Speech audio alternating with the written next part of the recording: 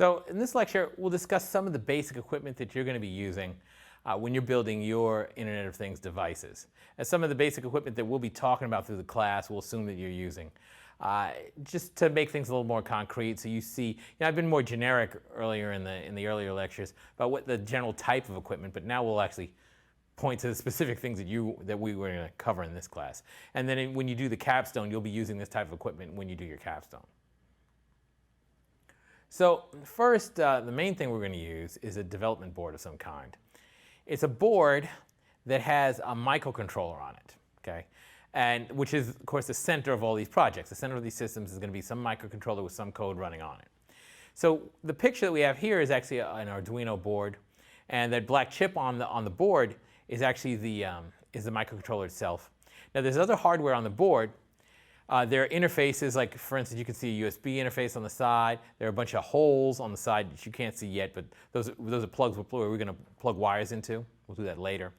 There's power, and often there are other interfaces on the board. So there are other interfaces on the board. There are also other chips on the board and other devices on the board. So there's the microcontroller, but there are other things that are used on the board. Generally, the board, those development boards, what they are, for the most part, the main thing they have to have is a microcontroller that you're going to program, but also hardware on the board to program the microcontroller. So basically, data has to get taken from the USB cable typically. So this has a USB port. It has to get taken from the USB cable, which is connected to your host. It has to get taken from the USB and programmed into the flash memory of the microcontroller when you want to put a program onto the microcontroller. So typically, these boards are minimally, they will have equipment on there, hardware on the board, whose job it is to read the USB cable and take the data that is received on there and program it onto the microcontroller. That's sort of a minimum thing that you're going to find on these development boards. Now then, a lot of different development boards have lots of different extra equipment in addition to that. Maybe you have compasses, accelerometer, magnetometer, all sorts of extra components you can find on these boards, touch-sensitive screens, all this stuff.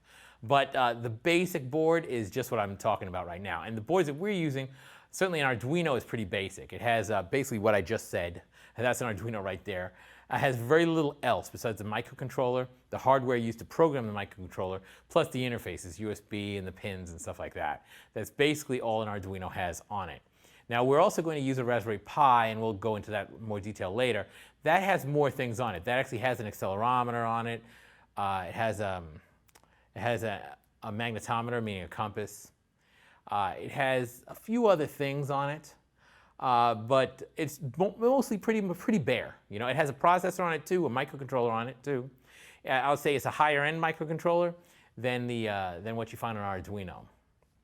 But that's the core of the system. So that's how we're going to start. We're going to take these development boards, plug them in by USB to our host, our laptop desktop, write code on the laptop desktop, program it onto the microcontroller on the development board. Now, other equipment you're going to get. USB cable, clearly, just to connect the board up.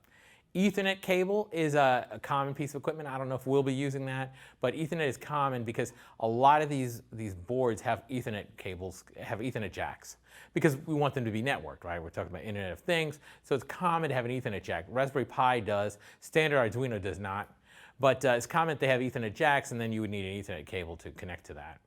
Jumper wires, so you're going to need a set of wires. You'll get a set of wires to plug into the input pins of the board. So that Arduino that we saw in the last slide, it had several holes. You can plug wires into those holes to connect up other things. Different inputs. These are components that we commonly use as input components. So essentially sensors.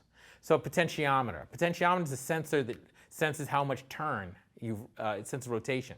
So if you turn something more, it turns to the left, turns to the right, it changes the resistance between two signals. And you can use that as a rotation sensor. So if you want to implement a volume knob or something like that, you can use a potentiometer and sense how much is turned.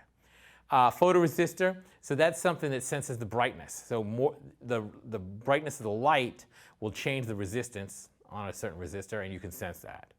Keypad, that's another common component, just a bunch of buttons put together. Buttons, individual buttons, that's another common piece of equipment, and we'll have some of these.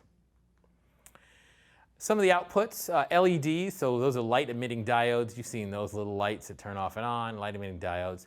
Resistors, we'll talk about those later. They don't do much. They consume power and they change voltage for us, but simple components. We're also going to use a breadboard. Now breadboard, actually I have a picture of that on the next slide. So breadboards are for wiring. So we're going to have a bunch of these components and we're going to need to connect these components together. And so how do we connect them? Well, there are several ways.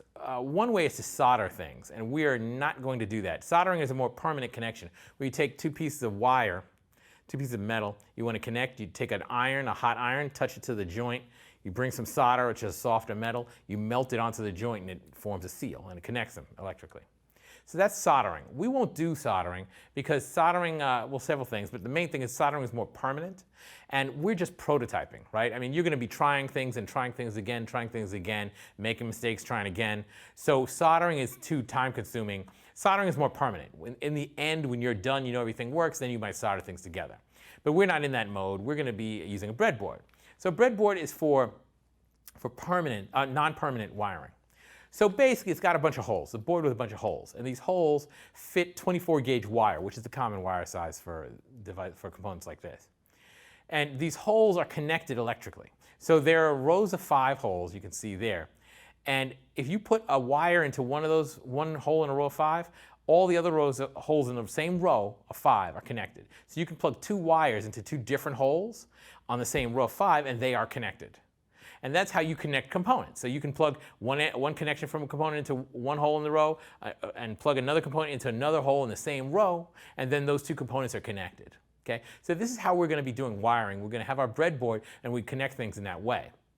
Now, if you look at the breadboard, it's got these rows of 5, but then along the left and right sides, you got these columns, right? These 2 columns on the left, 2 columns on the right, with breaks in between, but basically 2 on the left, 2 on the right. So those columns are actually wired differently. They're not wired horizontally like those rows of 5. They're wired in columns. So there's 2 columns on the left. All holes in the same column are connected to each other. Then all holes in the next column are connected to each other. Same thing on the other side. All holes on the one column and all holes on the next are connected. So traditionally, those columns are used for power and ground. Because usually, when you make a system, you have a lot of chips and a lot of different components in there, and a lot of them need to receive power and need to be connected to ground.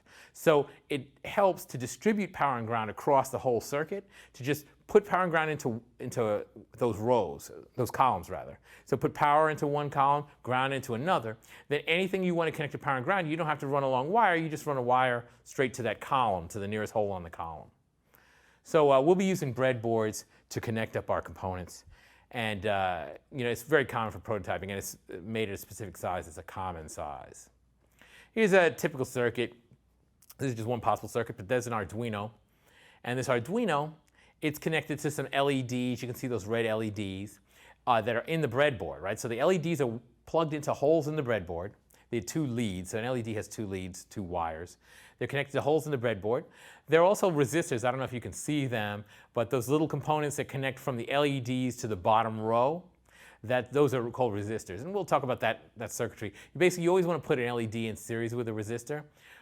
If you don't, then what will happen is you'll drive too much current through the LED and you'll blow it out and it'll burn out.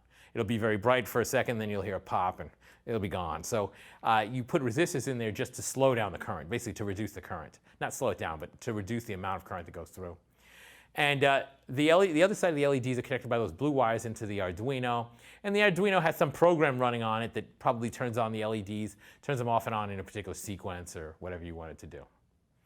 So those are the type of components that you will be using in the class and we'll be talking about in the class. Thank you.